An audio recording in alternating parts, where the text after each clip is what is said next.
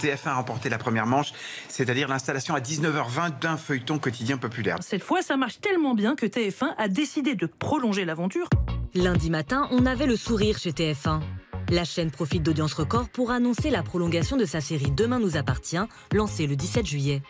Demain nous appartient, la saga événement de l'été. Une saga de l'été rapidement devenue une fiction quotidienne. On a conçu ça en fait pour vivre 2 mois et durer 20 ans. Un pari pour TF1 sur une case cruciale. C'est un carrefour stratégique pour les annonceurs, c'est extrêmement important. C'est vraiment, il ne faut pas rater cette case d'avant JT. Comment TF1 a-t-elle réussi cette aventure risquée? Demain nous appartient pourrait-il devenir le plus bel la vie de la première chaîne? Depuis 3 mois, des clans familiaux s'affrontent dans un paysage de cartes postales. Prends conscience de là d'où tu viens, c'est ton héritage. C'est à moi que ça revient! À moi! Une intrigue suivie par 3 400 000 téléspectateurs en moyenne, qui a été conçue dans les bureaux de la tour TF1. Nous sommes alors au printemps dernier, la chaîne veut remplacer The Wall, le jeu animé par Christophe de Chavannes. Marie Guillaumont est directrice artistique de la fiction chez TF1. En fait, quand on a décidé de lancer un feuilleton quotidien, on était dans un contexte particulier, qui est celui d'aujourd'hui, qui est celui de la très bonne santé de la fiction française. Donc c'était le bon moment en créant un rendez-vous qu'on n'avait jamais réussi à installer sur la chaîne TF1. Pour y parvenir cette fois, TF1 a suivi une recette très précise.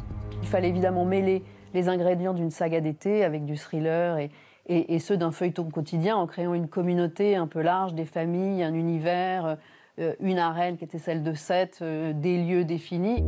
Un projet pharaonique. Pour réussir, TF1 rachète un site de 7000 m² à 2 pas du centre de Sète. Studios de tournage, bureaux, décors, dépendances sont construits de toutes pièces pour la série. Une vingtaine d'auteurs, 3 réalisateurs et près de 40 comédiens sont recrutés pour tourner chaque jour un épisode de 26 minutes. Au sein du journal Les Échos, Marina Alcaraz a enquêté sur le coût de production de la série. On parlait pour Demain nous appartient d'un chèque de 7 à 10 millions d'euros, ce qui est quand même relativement important. Et surtout, c'est un chèque qu'on fait même si la série ne marche pas, même si elle est vouée à l'échec. Pour remporter ce pari risqué, TF1 a fait appel à sa filiale de production Newen. Cette société n'est pas une débutante en la matière et pour cause. Depuis 13 ans, c'est elle qui produit Plus belle la vie sur France 3, une chaîne concurrente. Cette fois, la consigne pour Newen était très claire, séduire la cible favorite des annonceurs. C'est vrai que c'est important aussi pour TF1 de toucher une cible de ménagères parce que, bien entendu, c'est une chaîne qui vit de la publicité. Donc, à nous d'être jeunes et d'être dynamiques. 4 mois après le lancement, le pari est réussi.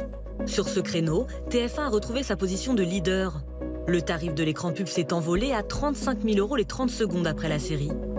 La chaîne a réussi une autre prouesse, séduire un public qui ne regardait plus la télévision. Ils ont réussi à rajeunir cette case. Donc, c'est une case stratégique, bien évidemment, mais surtout, la télé étant vieillissante, et surtout à cet horaire-là où c'est difficile d'aller quand même capter des tranches de population plus jeunes, là, on voit qu'ils arrivent à drainer pas mal de 15-24 ans. Donc ça, c'est extrêmement encourageant pour l'avenir. La série fait également un carton en replay, 500 000 visionnages par jour. Sur son site, la chaîne propose même un nouveau format, un résumé de la semaine en 3 minutes. Objectif, convaincre de nouveaux téléspectateurs de prendre la série en marche. Ça permet à des plus jeunes d'aller découvrir éventuellement le programme et ensuite, pourquoi pas, d'aller les chercher et de les fidéliser donc sur la diffusion en live. Si TF1 confirme son succès, la France pourrait rattraper son retard sur les soaps. En Europe, les fictions quotidiennes cartonnent depuis des décennies. Dafür gibt es bestimmt Gründe. Ich habe ihn untersagt, die Erinnerung des Patienten zu manipulieren. Che dovrei fare? Farmi mettere piedi in testa continuamente? En Angleterre, on compte pas moins de 4 séries quotidiennes. La plus emblématique, Coronation Street, est programmée depuis 67 ans. Actually, you want to know what spreading dirt looks like? No.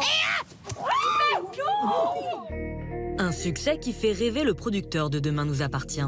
Les personnages font partie du patrimoine national anglais et j'espère que Demain nous appartient, comme Plus belle la vie, fera partie du patrimoine français. Le feuilleton de TF1 comptera à partir de janvier un renfort de poids. On a appris hier que Vincent Mellet a été nommé producteur de Demain nous appartient. L'homme est loin d'être un inconnu. En 2003 sur France 3, c'est lui qui avait lancé Plus belle la vie.